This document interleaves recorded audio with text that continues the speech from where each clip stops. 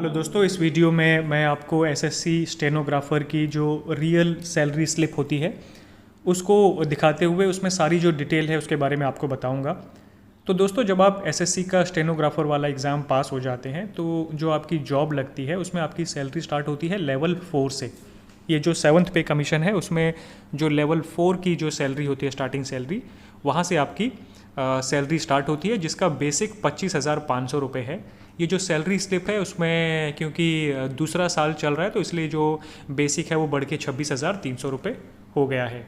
तो दोस्तों, ये जो सैलरी होती है उसमें कौन कौन सी चीज़ें और ऐड होती हैं, कौन कौन सी चीज़ें माइनस हो जाती हैं, मतलब कौन सा पैसा काट लिया जाता है और कौन कौन से अलाउंस मिलते हैं, वो सारी डिटेल मैं आपको दूंगा। तो सबसे पहले ये जो बेसिक सैलरी है वो स्टार्ट होती है 25,500 रुपये से लेकर, यहाँ पर दूसरा साल है इसलिए 26,300 रुपये है। इस बेसिक सैलरी के ऊपर आपको डीए मिलता है। तो जो डीए मिलता था वो 16% था, अभी वो बढ़ के 24% हो गया है। तो जब ये 16% था उस टाइम पे ये डीए आप देख सकते हैं कि 26,300 पर 4,400 रुपये डीए है। उसके ऊपर अगर आपको घर नहीं मिला है, यानी अगर आपको सरकारी मकान नहीं मिला है, तो उसकी जगह आपको HRA मतलब हाउस रेंट अलाउंस मिलता है। तो ये हाउस रेंट अलाउंस है 2,000 रुपये। और उसके बाद आपको ट्रांसपोर्ट अलाउंस मिलता है। ट्रांसपोर्ट अलाउंस का मतलब है जैसे आप घर से ऑफिस जाते हैं तो उसमें जो आपका पेट्रोल का खर्चा लगता है वो एक इसका अलाउंस मिलता है, जिसको ट्रांसपोर्ट अलाउंस बोलते हैं। तो वो डिपेंड करता है कि किस शहर में आपकी पोस्टिंग है, उसके हिसाब से मिलता है।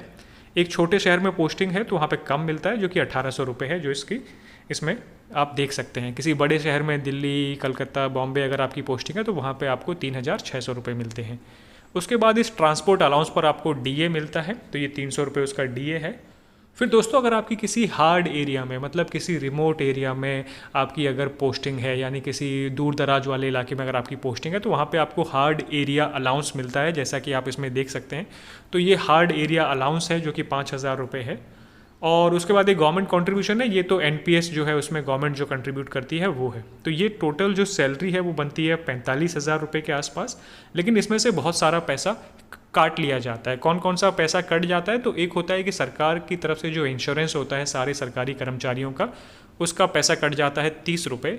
उसके बाद जो पेंशन है यानी कि एनपीएस है, उसमें जो बेसिक सैलरी का 10% जो है अमाउंट वो कट जाता है, तो यहाँ पर वो पेंशन का पैसा काट लिया जाता है।